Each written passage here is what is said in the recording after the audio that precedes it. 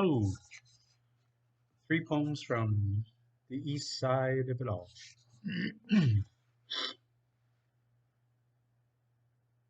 This is my path.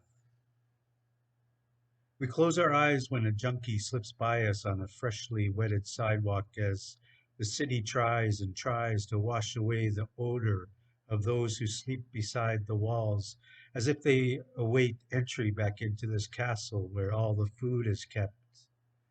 I have been up and down the streets of this city, and I never close my eyes as I wait and accept it all as the drunk Indian brother pisses himself. The weak just keep doing their thing. I walk on into the center of hell, and here I am greeted with a smile, and she asks me for a cigarette. I give her one, and she almost walks away with my lighter. All I can see in her eyes are the days of abuse, the childhood she never had back home. She looks at me and smiles, knowing I will never hurt her as we both blow smoke into the center of hell. As the sun sets and the moon rises up into a clear, dark night, the streets move slower as the day people lay down for a few hours of restless sleep, and the night people start their rounds to search for whatever it is they need, and the junkies are quick to score as the dealers lay in wait for them to change money for drugs.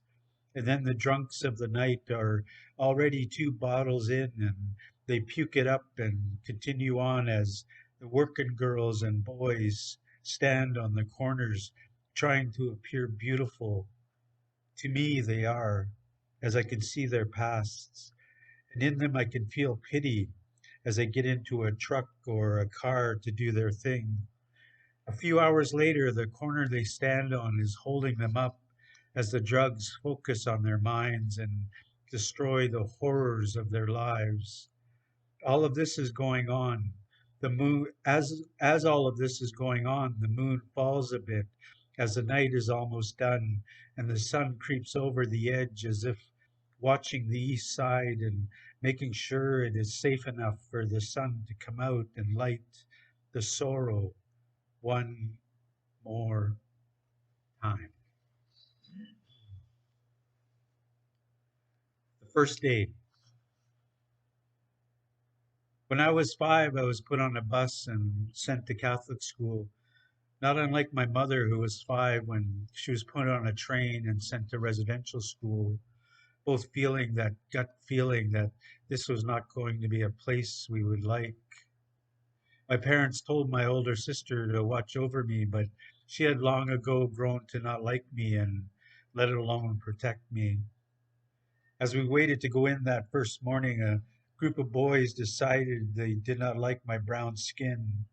The biggest of them came at me, but I was prepared as I had already been beaten up when I was 4, again because of the color of my skin. So the big kid and I scrapped, and soon the sisters were on us. We were sent down the hall as all the other kids in their glorious uniforms went down into the classrooms to begin their first day. The big kid and I were told to stand against a brick wall, and the main sister, superior of all the sisters, told us if we wished to punch, then punch the wall. So we did. As my 5-year-old fist smashed against the wall, and soon blood formed on my knuckles, and the superior smiled and praised the Lord. She told us that that was enough, and I kept swinging as the big boy cried and said he was sorry, but I wasn't. The sister again told me to stop, and I threw one more punch as at the wall for her, and one more for Christ, who the whole time stared down from his cross. And that was the first day of my time with the Lord. Third and last one, called Muddy Waters. The rains washed the moment away that I would stop if I could to be a moment of silence for the ones we lost this year. We buried them across the river. There they rest with their ancestors. Now the river flows by them, and today the water is muddy brown. We used to place our dead in cedar boxes and place them in trees. The missionaries made us take them down and bury them in dirt. We knew we certainly did not come from dirt. The missionaries would sing songs from the good book they carried around, and we would cry as we covered up another relation from the sky. If we could, we'd dig them up and lay them in cedar boxes in a tree high up. Still, the muddy waters flow on as the rains wash away our tears, and we burn plates of their favorite foods for them. Sometimes we add a cigarette or even a can of beer to quench their thirst.